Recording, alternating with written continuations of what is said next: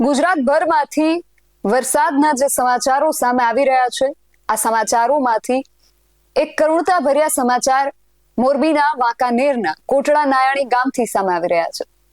આ ગામની અંદર પિતા પુત્ર જે ગામના કોઝવે પરથી પસાર થઈ રહ્યા હતા. ગામની નજીક જે ડેમી નદી આવેલી છે એના પર જે કોઝવે છે ત્યાંથી પસાર થઈ રહ્યા હતા અને આ બંને પિતા પુત્ર પાણીના ધસમસતા પ્રવાહમાં તણાઈ ગયા છે. આ એ ગામ છે જે ગામના લોકો છેલ્લા કેટલાય સમયથી આ જે નદી છે એના પર પુલ બનાવવાની માંગણી કરી રહ્યા હતા, પરંતુ એમની રજૂઆતને ધ્યાને લેવામાં ન આવી, એમને સાંભળવામાં ન આવ્યા અને હવે પરિણામ ભોગવવાનો વારો પણ ગ્રામજનોને જ આવ્યો છે. અને આ પ્રશ્ન લઈને જ્યારે અમે મોરબીના કલેક્ટર સાથે વાતચીત કરી ત્યારે કલેક્ટરે કેવો જવાબ આપ્યો છે તેના વિશે વિગતે વાત કરી આ અહેવાલમાં. જય હિન્દ, BS9 ન્યૂઝ પર આપની સાથે હું છું નિધિ ગઢવી. વડોદરાના કોટડા નયાણી પાસે ડેમી નદીના કોઝવે પર રિક્ષા તણાઈ અને આ રિક્ષા તણાતા એક પિતા પુત્ર નું મોત થયું છે. પિતા જે છે એમનો મૃતદેહ મળી આવ્યો છે, પરંતુ પુત્ર જે છે હજુ પણ લાપતા છે. આખી ઘટના શું છે, સૌથી પહેલા તો તમને એના વિશે વાત કરું તો મોરબીના વાંકાનેરના કોટડા નયાણી ગામ નજીકથી આ કરુણ ઘટનાના સમાચાર સામે આવ્યા છે, જ્યાં કોટડા નયાણીથી કાગદડી તરફ જતો જે રસ્તો છે ત્યાં જે ડેમી નદી આવેલી છે એના કોઝવે પરથી આ પિતા પુત્ર CNG રિક્ષા લઈને ત્યાંથી પસાર થઈ રહ્યા હતા અને પ્રવાહ જે છે પૂરજોશમાં વહી રહ્યો હતો અને આ જે હોનારત હતી એમાં રિક્ષામાં સવાર એ બંને પિતા પુત્ર પાણીમાં તણાયા, જેમાં જે પિતા છે એમનું મોત નીપજ્યું છે, એમનો મૃતદેહ મળી આવ્યો છે અને પુત્ર જે છે હજુ પણ લાપતા છે.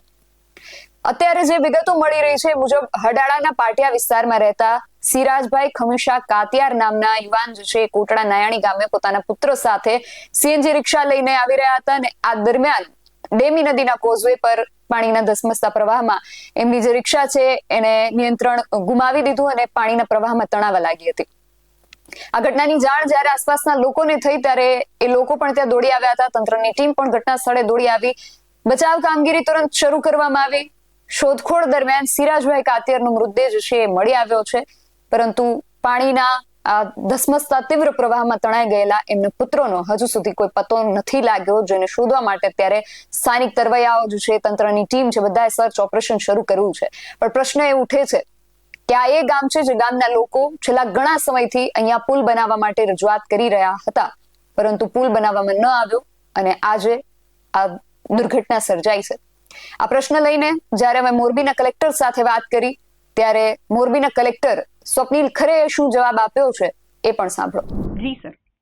હા, તો હાલ આપણું ફોકસ જે છે એ મેક્સિમમ લાઈવ સેવ કરવા ઉપર છે. તો બે જગ્યાએ આપણે SDRF ની ટીમ પણ અત્યારે મોકલી છે કામગીરી માટે, અને જેમ પાણી ઉતરે તેમ જે અન્ય વિકલ્પ છે, કઈ રીતના વિકલ્પ થઈ શકે એ પણ આપણે વિચારણા પર લેવાના છે અને પછી જે પણ પ્રપોઝલ્સ અલગ અલગ લેવલ પર સરકાર પર છે એ આપણે કરીને ફોલોઅપ એને પણ પૂર્ણ કરાવીશું. પણ સર, જ્યાં સુધી લોકોના મૃત્યુ થઈ જાય એ બાદ તંત્ર જાગે એનું શું અર્થ રહેશે સર? નહીં, એ તો કન્સર્ન જે ડિપાર્ટમેન્ટ છે R&B, સ્ટેટ કે પંચાયત, એમના પાસેથી ફોલોઅપ આપણે કરીશું અને એનો નિકાલ કરાવીશું. સર, આ જે ગામ છે એમના ગામ લોકોની છેલ્લા ઘણા સમયથી માંગણી હતી અહીંયા પુલ બનાવી આપવાની, પણ છતાં પુલ બન્યો નથી ને અત્યારે કોઝવે પર આ પ્રકારે ઘટના બને કે પિતા પુત્ર બંને પાણીના પ્રવાહમાં તણાઈ જાય, તો આની જવાબદારી સર કોની રહેશે?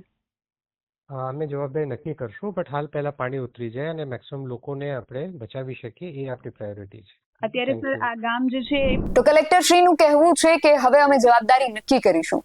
એક પિતા અને પુત્ર સાથે આ જે દુર્ઘટના સર્જાઈ છે એ બાદ હવે કલેક્ટર જવાબદારી નક્કી કરવા બેસે એ કેટલું યોગ્ય કહેવાય? તમારું આ સમગ્ર વિષયને લઈને શું માનવું છે? તમારો મત અમને કોમેન્ટ બોક્સમાં ચોક્કસથી જણાવજો. આવા જ વધુ અહેવાલો સાથે મળતા રહીશું. તમે મારી YouTube ચેનલને સબસ્ક્રાઇબ કરવાનું અને અમને Facebook અને Instagram પર ફોલો કરવાનું ભૂલશો નહીં. બાકી અમને અપડેટ્સ માટે આપ જોતા રહો BS9 ન્યૂઝ. નમસ્કાર.